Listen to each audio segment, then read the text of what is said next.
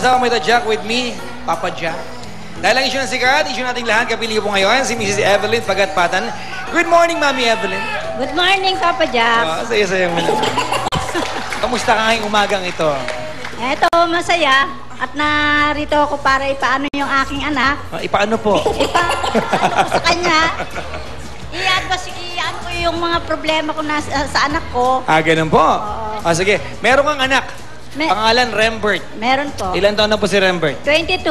Actually, siya naman ang may kwan na pumunta rito sa Starbucks eh. Makuha niya na rin siguro yung sarili niya. Meron ka bang kakaibang kutob sa mangyayari ngayon? Mare, meron. Ang iyong anak ay sasalang sa lie detector machine. Kapilin natin siya ngayon dito. At kasama siya ni Mama Ali. Yeah. Isang tanong, isang sagot. At tignan natin kung lalabas sa sagot. Yung sagot niya, kung lalabas yung katotohanan. At habang iniisip mo, ayan ang tanong, Mami, ikaw magtatanong kay Rembert, ha? Ayan, alamin muna natin, bibili muna natin ito, ha? Ang opinyon ng taong bayan dyan sa labas ng court. Kambal, may mga kutuba yung mga tao dyan? Dito kami ngayon sa Session Road, Barangay Batasan Hills. Dito sa Area B, di ba? Ako, gustong-gusto na umi-statement ng taong bayan na kasama namin dito. O nga, may mukhang handang-handa na nga sila eh. So, narinig nyo naman yung usapan ni Papa Jack kanina doon, di ba? Sa loob ng box. So, sa tingin nyo ba, tama ba yung kutob ni Nanay Evelyn o hindi naman siguro? Kasi meron kami ditong placards. Oo. 2 placards. Yung isa, paminta, bibigay din yan. Yung isa naman, kutob lang yan, lalaki yan. Oo, ang So, gagawin nyo lang, yan. pipila kayo kung saan kayo pabor. Okay? Pag sinabi namin go, okay? Pila na. Ready? Go!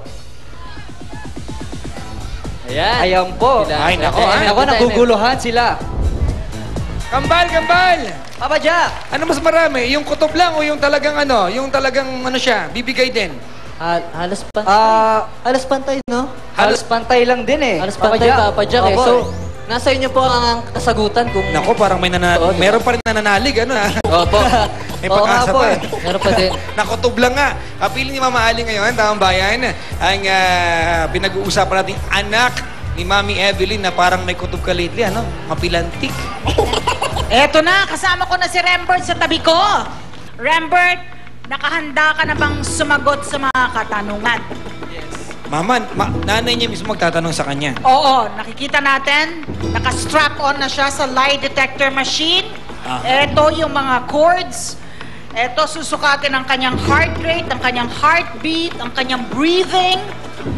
So, kumbaga, yung physical, yung physiological signs, malalaman ang kasama nating inspector. Inspector De La Paz. Ayan. Kung base sa kanyang physiological signs, siya ay nagsasabi ng totoo o hindi. Bagamat hindi ito absolute truth. No?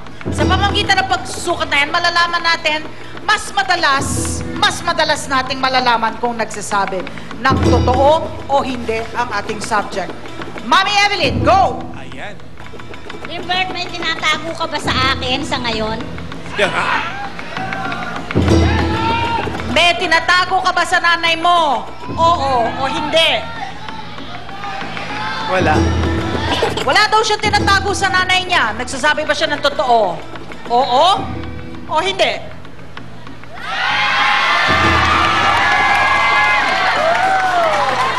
Mami Evelyn! Ano? Sabi ng anak mo, wala siyang tinatago. Sabi ng ating lie detector machine, itchusera yung anak mo.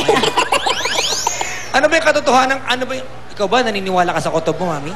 Naniniwala ako sa kutob niya kasi nga yung kinikilos niya, bagamat wala naman siyang pinakikilala sa akin,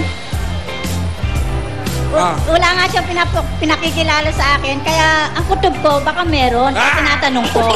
Mami, bibigyan ka namin ng huling pagkakataon para tanungin yung pinaka sa lahat ng katanungan na pwede mong itanong ngayon.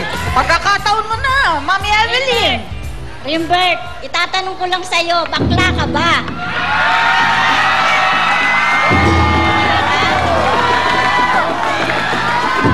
Tanong ng nanay mo, Rembert. Bakla ka ba? Oo o hindi? Oo. Inspector De La Paz! Sabi niya, bakla siya. Nagsasabi ba siya ng totoo? Oo o hindi?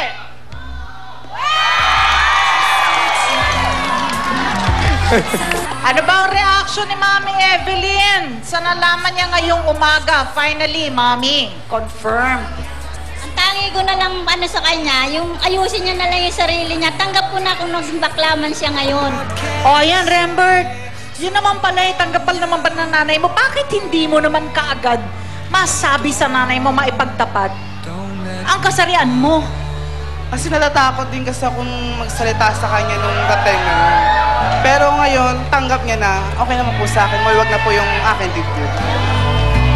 At ang sabi ng nanay mo, umayos ka lang daw ng tama, tanggap niya. Opo. Huwag ka na daw uuwi ng hating gabi. Opo. Huwag ka na rumampa. Palarama pa yan eh. Alam mo, ihahatid ko lamang si Rembert dyan sa itaas. Dahil ito ang pagkakataon ni Rembert, o sa unang-unang pagkakataon, ito na ang iyong anak na si Rembert na ngayon, confirmed, alam mo, na isang gay. Ayan. Kiss and hug na kayo. Kiss and hug. Kiss and hug. Kiss and hug. Ito naman, Mami Evelyn na yan si ba't ka umiiyak? Bakit ka umiiyak? Ayan. Rembert, anong mensahe mo sa mami mo ngayon na sinabi niya na tanggap na niya pagka-gay mo? Nagpapasalamat din ako na natanggap din niya ako. Kung hindi ko man sasabi sa inyo, sorry po, ma'am. Yun lang po. Mami Evelyn, proud ka ba na si Rembert, of all sa lahat ng taong pwede maging anak, si Rembert ang anak mo? Kahit ba din siya? Anak ko yan eh, syempre proud pa rin ako. At hindi naman nagbabago ang pagmamahal mo sa anak mo. Siguro naman medyo unti-unti na rin sigurong mapapamahal. Dahil inaamin niya naman na yung niya eh. So tanggap mo siya kahit ano pa man Oo, siya? tanggap ko na siya kahit ano pa man siya. Kahit sino pa siya. Yun lamang ang gusto natin marinig. Thank you very much for the trust. Salamat sa tiwala. Magbabalik pa po ang Starbucks. Dito, kasali ka!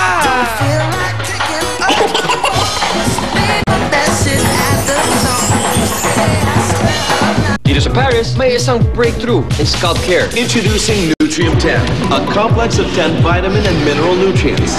Nourishes scalp 3 layers deep.